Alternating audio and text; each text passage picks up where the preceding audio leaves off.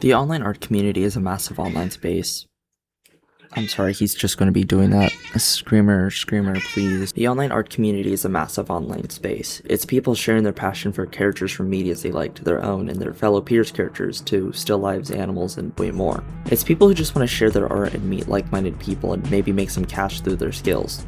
Well, that's what it's supposed to be. Hi, I'm JCap, but you could call me Joe or Jay. I'm an online artist, I guess. I used to post frequently starting at the age of 10 years old. I haven't posted my art publicly on Twitter, Instagram, DeviantArt, or anything in some time, though I plan on restarting it again soon. In this video, I'm not saying the art community is doomed. However, there's a glaring issue with art communities on social media, and I just wanted to discuss a little bit today. Problems from anxiety, harassment, to unnuanced takes, dogpiling, and more. I'm going to go into the problems with online art spaces and possibly how we can mitigate some of these issues and make it a better place to post. Anyway, on with the video.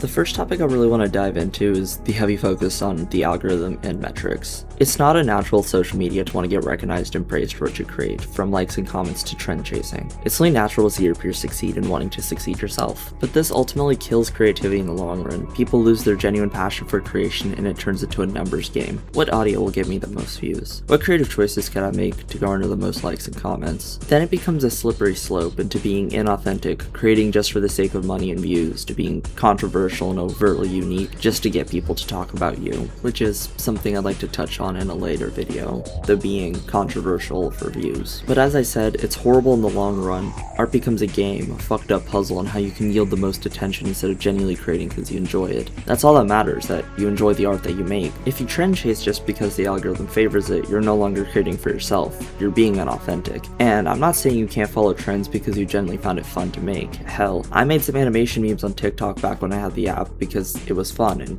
I had fun. But it quickly turned into, how fast can I make this video while making it look good and following the trend so people could see it, instead of taking it slow, genuinely caring what the art I was making, and doing it just for my own fun. Both can inherently coexist, creating with passion while posting, but you have to tread carefully, I fear. You have to have some distance and create for yourself. Create because you genuinely want to draw art, not because it'll appease an audience. And by the way, when I say art in this video, I am specifically referring to digital art and the online drawing art community. However, this can all apply to any form of art, such as music, sculptures, etc. There are also pressures to post daily. Some people can produce art very quickly, while some, like me, can take a long time to finish one drawing. Plus, a lot of artists, especially artists that are adults, have jobs and other things going on in their lives. And with an algorithm that prioritizes daily posting over more spread out, higher effort content, it kinda takes all your joy from art. I see a lot of older artists lament about how their art doesn't get recognition or likes while younger people's art does, and the big thing that we,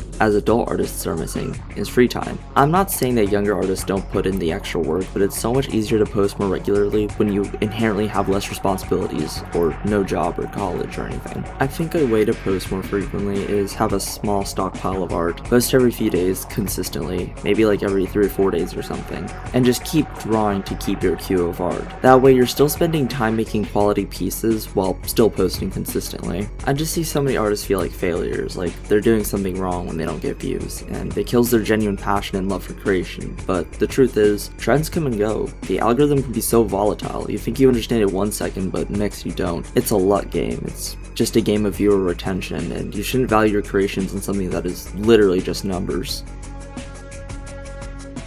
Another issue I see relating to social media is commercial pressures regarding commissions. A lot of people who don't create art, and hell, even people who do, often expect free or cheap art, especially digital pieces. This makes it incredibly difficult to even get commissions because people spread this ideology that digital art is super easy to produce and that only popular artists get to hike up their art because it's like a designer product where you're paying for the name. And while that latter part is true to an extent, where popular artists can get away with having more expensively priced commissions, it doesn't mean you should devalue your art. Art isn't a necessity. You don't need art like you need food or water. People should be paying a higher price for art because it is a necessary. Do not lower your prices just because people online complain. Only you know how much your art is worth, and I think many artists, especially smaller artists or younger ones, should price their artworks higher than what people demand. There are many videos about how you as an artist can fairly price your commissions based on your own labor. Don't fall for people telling you to lower your prices just because art is a hobby for you. Remember, it's still slavery if you're not getting paid a fair wage. Don't become a slave to people who don't know what they're talking about, and definitely don't become a slave to your own art. Your passion will die fast. And speaking of commissions, I'm not saying don't do commissions because it isn't for yourself.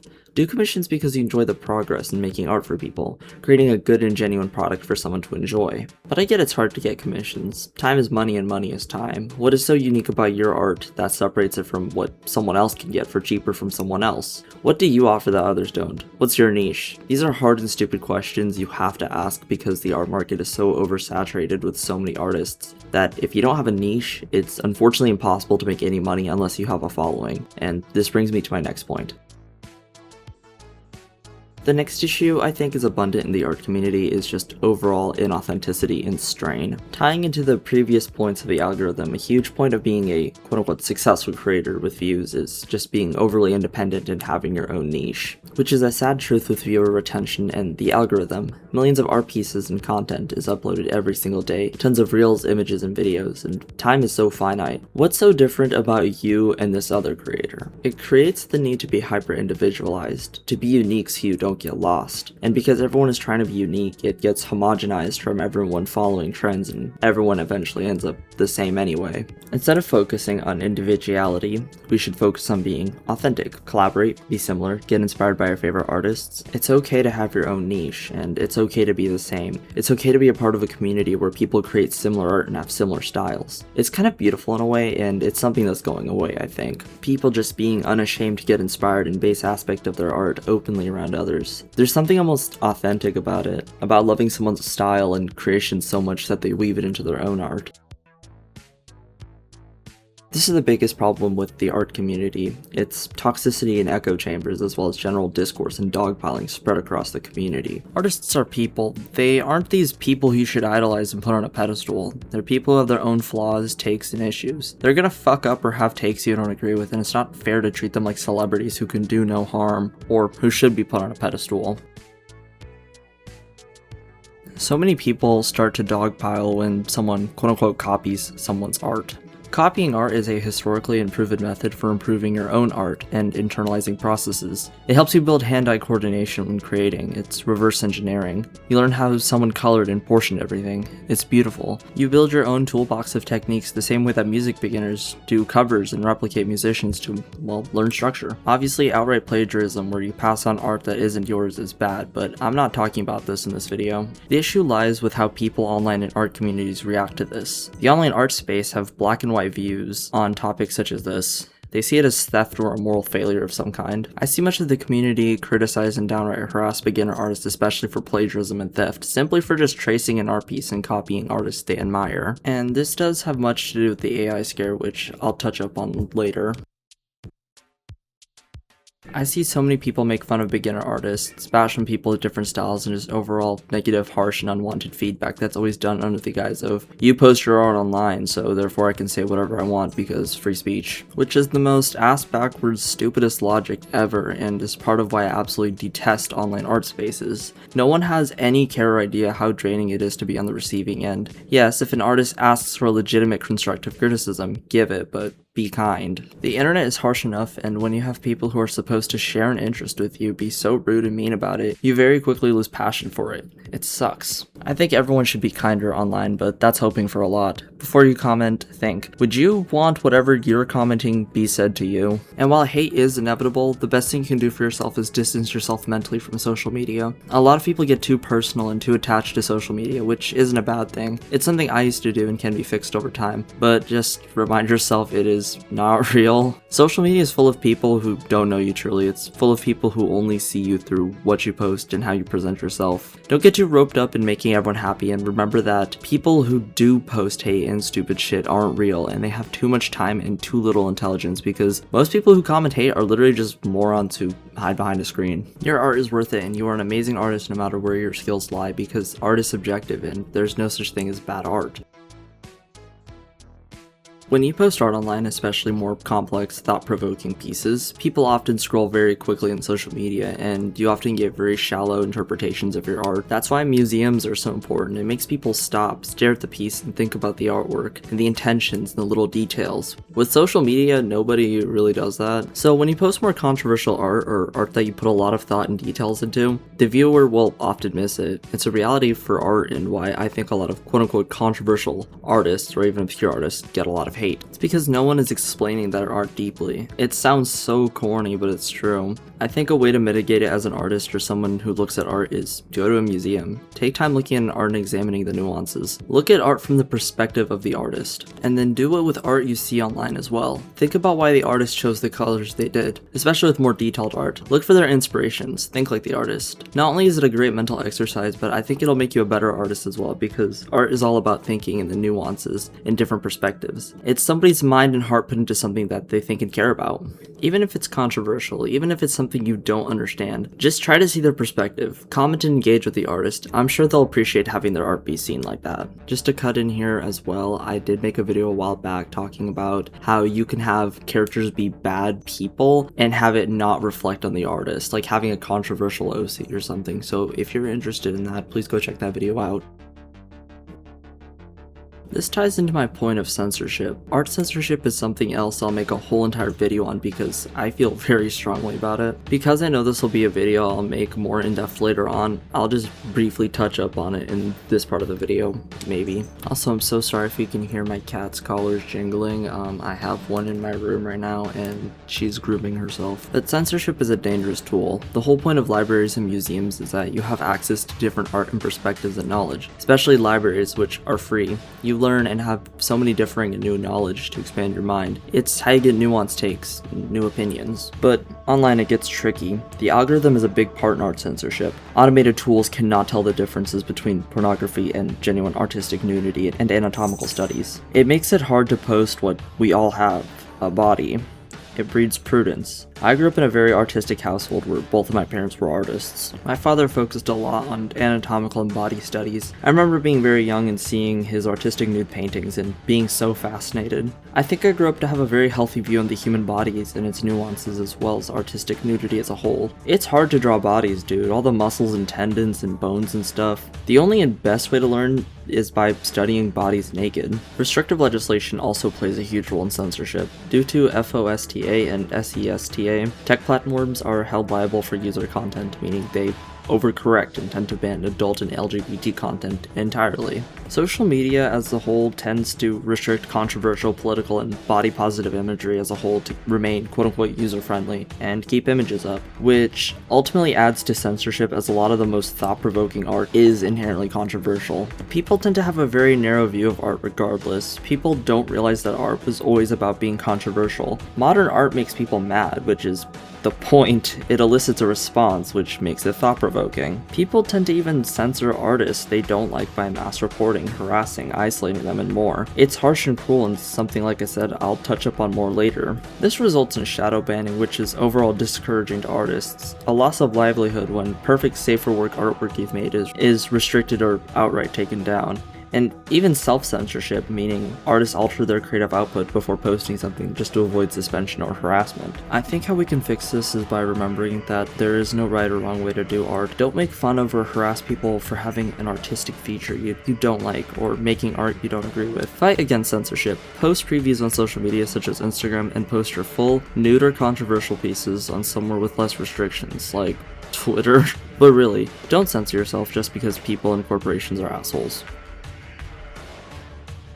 The online art space is a massive echo chamber. It's full of people who regurgitate the loudest, harshest opinions and push out people who they don't like. And it's often because many art communities do have communities inside of it, where people with similar niches and aesthetics group together and get trapped in the same ideologies. This ultimately leads to infighting in circles because people do inherently have differing opinions. I see people get scared to like posts that don't align with their niche circle's interests or ideals that their mutuals don't agree with, because on platforms like Instagram, you can literally see what the people you follow have liked and interacted with. And then the lack of deviating from what the norm is in group often stifles actual nuanced takes and opinions and results in echo chambers.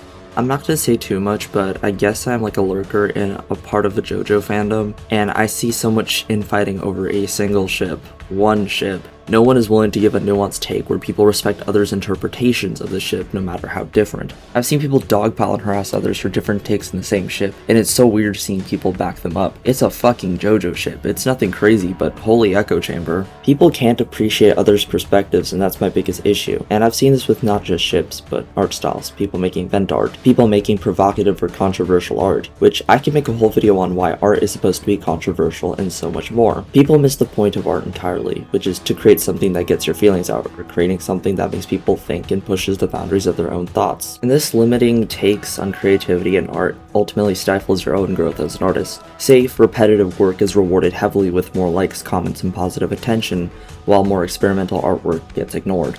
Your exposure to more diverse artwork is ultimately what makes you learn as an artist. If you stick with the same art styles and techniques and ideas over and over again, you will never learn, period. Make an effort to learn from different cultures and different spaces and through different styles online, even if you don't like it. See why the artist does. Create something you normally wouldn't. That's the only way you learn and grow, is by getting uncomfortable and getting out of your comfort zone. I didn't realize how long this part was. I feel very negatively regarding the lack of being uncomfortable with differing styles and opinions, and will most definitely make a video just about that. I think a more prominent issue in this day and age is the AI threat. I plan on making a whole video about it because I feel like so many people in the community use it as an excuse. I see so many people see a generic art style or even a style they don't like and accuse it of being AI. Just so fucking stupid. There's so many ways to tell if someone's art is AI, based on their posts, how long they've been posting, looking at the finer details, etc. But no one does that. They just call any art AI, which is so disheartening and sad. People put so much time and effort into their art, so much care, and to compare it to something as soulless as AI is an insult to any artist. Obviously, if someone is posting AI art, I think the best thing to do is ignore it. There's literally no point in commenting, sharing to make fun of them, etc. You are literally giving them more attention and in turn more views, likes, and comments. If someone is a bigger creator, I would try to educate them or give them resources first. Sure, it sounds dumb, but legitimately, not everyone knows that AI is super bad for the environment and has a ton of ethical dilemmas surrounding it, even in this day and age. Another thing with AI is I see people full on supporting and egging on people who say that they want to give up art because AI is taking over, so might as well. I'm sorry, but if your ability to create is so fragile that a soulless husk such as AI possibly quote-unquote taking your job makes you depressed and not want to create, then you weren't an artist in the first place. Create because you're human, because it's fun as hell. Don't not create because you're worried about fucking AI. Yes, AI sucks, but why are you admitting defeat against something that lacks the ability to have nuanced takes and create genuine art? I can go on about the AI stuff, and that is something else I want to make a video on, but I need to continue. To avoid making this video too long, I found a few interesting articles I wanted to share. The links are in the description. But I think as artists online, we have to do our research regarding the issues the artists have always faced since the beginning of time, since creating and making an effort to be more of a community, especially in the times of censorship and AI. Be proud to be an artist, be happy to create, get excited about the things you care about, and don't let anyone tell you what you make is wrong or ugly or stupid. Unless it's down or illegal, then stop it. But seriously, I love being an artist, and while I still have a lot to learn, I genuinely have fun creating something. It's my longest standing hobby, it's my favorite pastime. At my job, when I take breaks, all I do is bust on my iPad and draw. When I get home, I draw. Any spare time I have is spent drawing. I think my biggest advice is create for yourself, not for others' validation. Don't do it for views or likes. Do it because you genuinely like drawing and because you genuinely care about the end product. Because the minute it becomes about the money, views, and likes, and attention, it's not fun anymore. I can make individual, more in-depth videos on each topic I discussed in this video. Let me know what you want to see and what you think I should touch up on. Check out my resources in the description, and I want to hear your thoughts on the art community because it's definitely flawed. Like and subscribe. Dankeschön und tschüss.